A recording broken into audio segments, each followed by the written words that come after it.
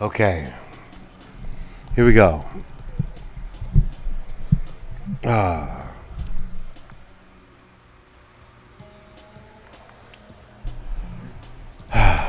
Okay, so here I am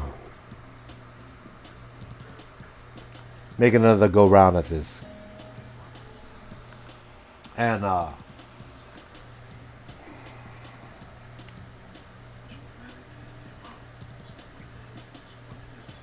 what I really want to talk about is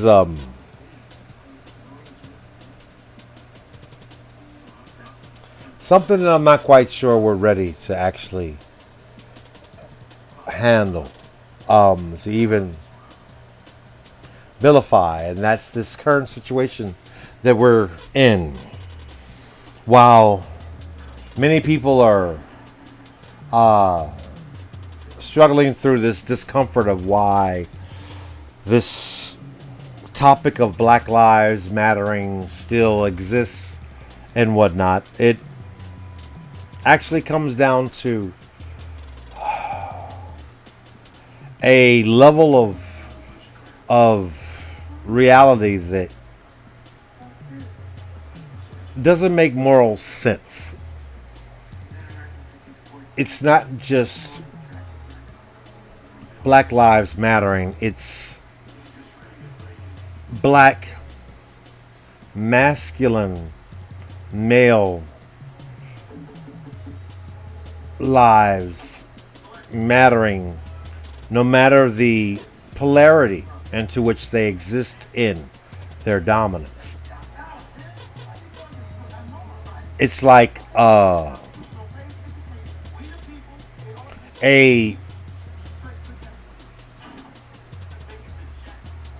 black male being accused of a crime and asking the court to treat them just like a dominant white female. In the reality of everything from racial to social to class dominance of sorts, the most uncomfortable polarity of sorts has seemed to always been this existence of a alternative sexual nature, and yet undeniable dominance or supremacy of sorts. We have embraced many of our forefathers and whatnot in a manner of allowing them to still exist as such, even though we now have a better idea of their polarity of sorts. So this manly existence is not so much about their fetishes or whatnot as it is their structure. We still face the conflict of the capability of being able to justify the same deservance of respect from how we would identify white folks in comparison to how we would identify black folks. The concern at the possibility that there may be some form of precedence, some form of purpose, some form of dominance, some form of importance that exists surely due to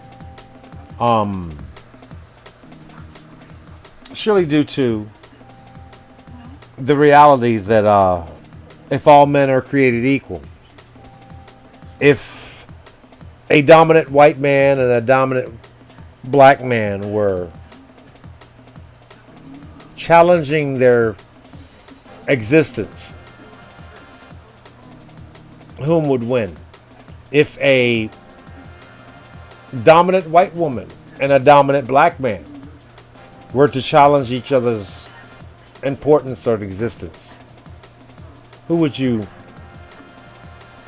pick? If a dominant black woman and a dominant black man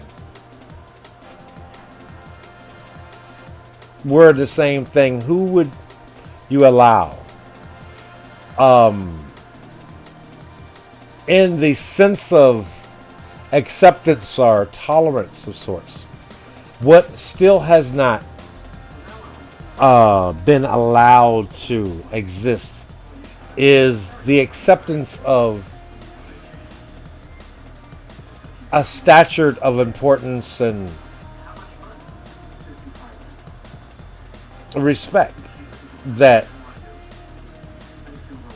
to date has been reserved solely for a more supreme or superior structured identity. I've noticed it in such a manner of questioning the ability for people to relate to others in a certain leeway, a certain expectation. If a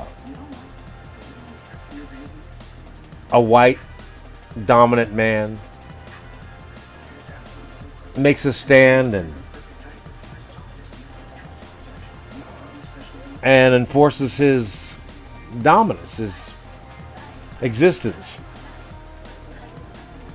it's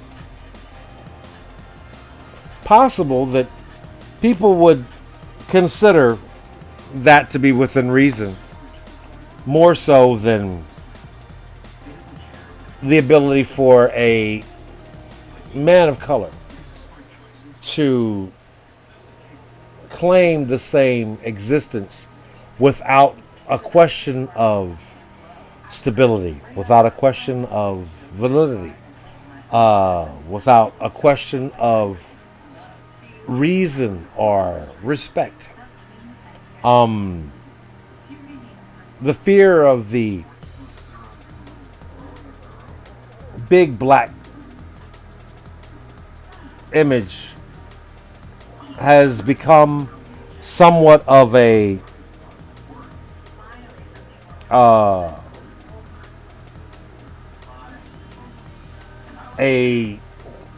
phrase of sorts, a slogan, a mantra of sorts. All Black Lives Matter.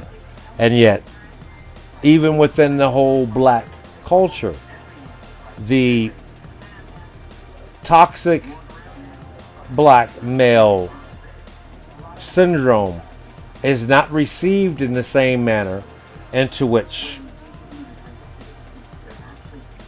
any other race would allow that to be valuable. The instinct that has caused violence, death, destruction, manipulation has been due more so by a personal fear and discomfort of, oh hell no, not you, anyone else but you. You can't, you're not the boss of me, you're not this. And yet, even in the form of the feminization that some complain about, we still find that disassociation with the races of sorts.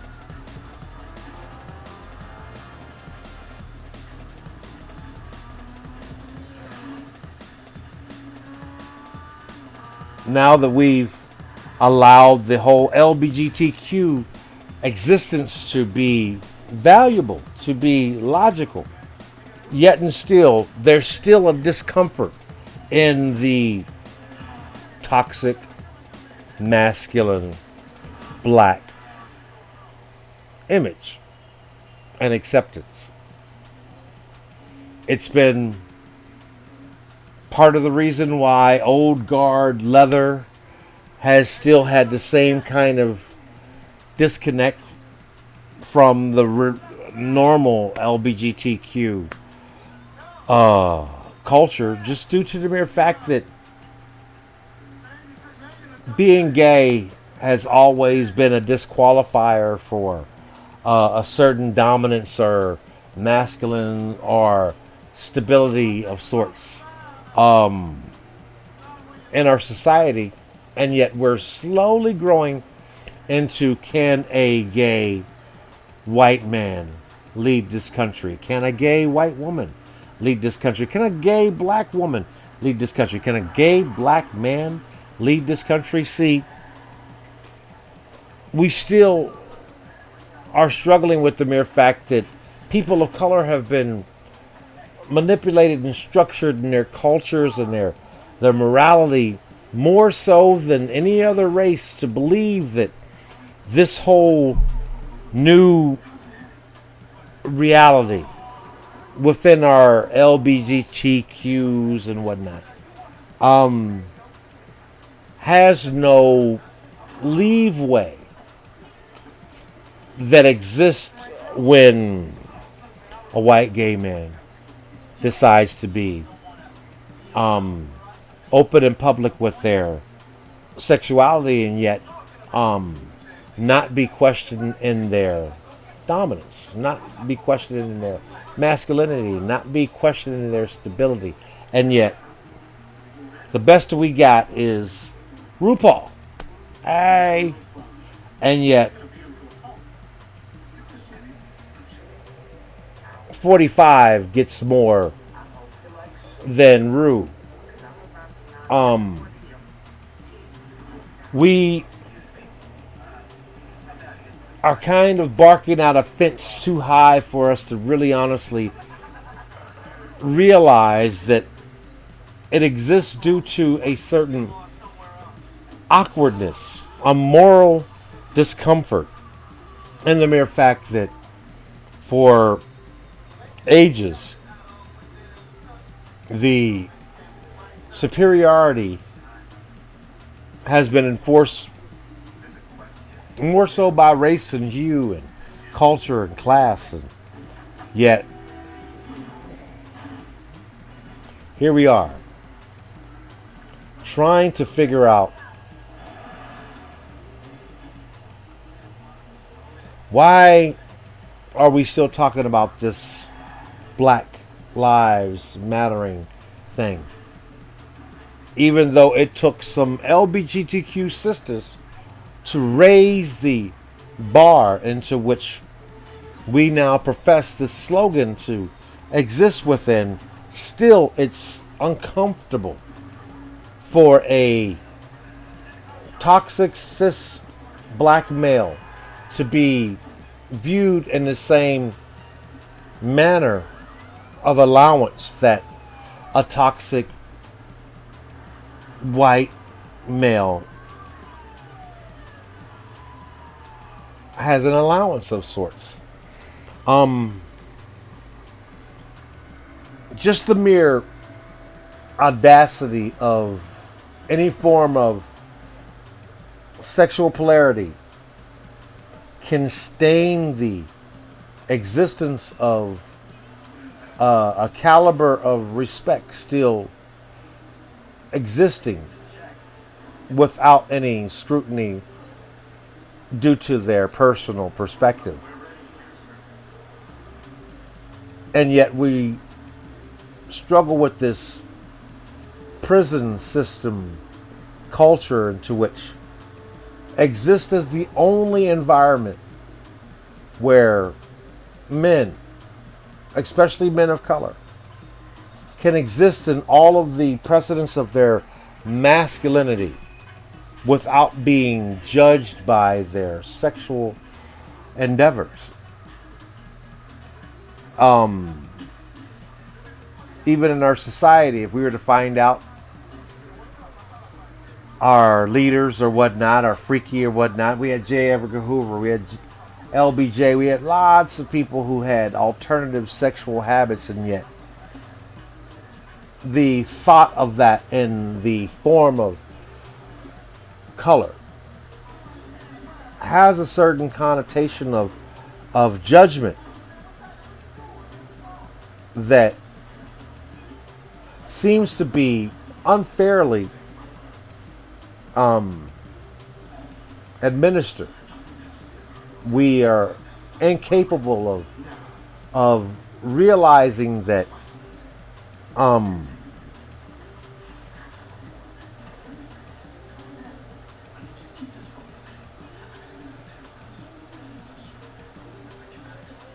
we have these barriers, these borders, these moral standards, these stereotypes and folklores and whatnot that are really hard bedded into a lot of our genetic structure enough that we are incapable of even considering the possibility that the content of our character is greater than our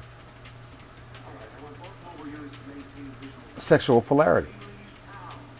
And yet, how do you recalibrate yourself enough to respect this in a darker hue when it comes in a form of that beast-like black male dominance in all of its passion and glory?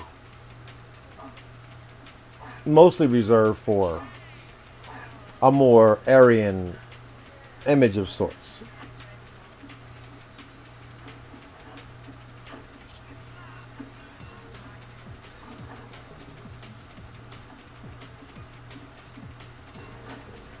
At face value, we've been conditioned to believe that these things are identified to this level and nothing more.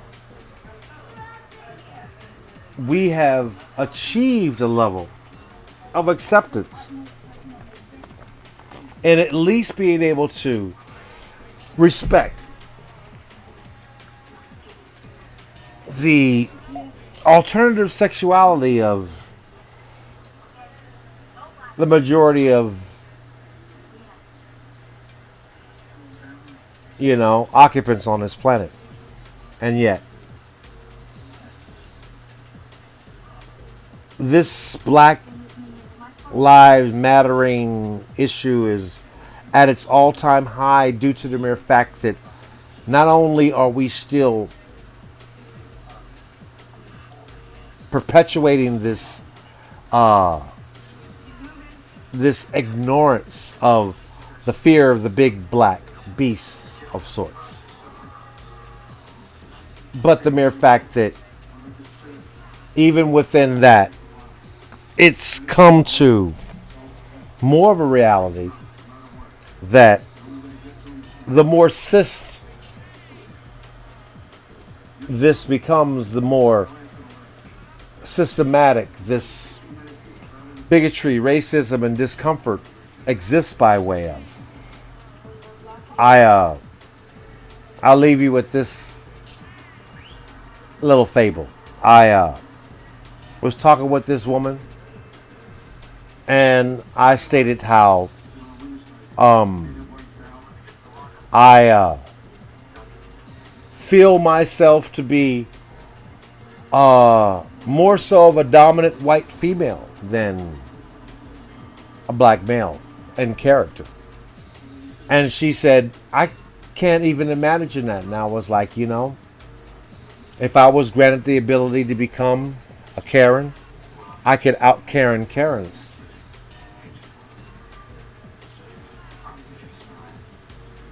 How deep is that?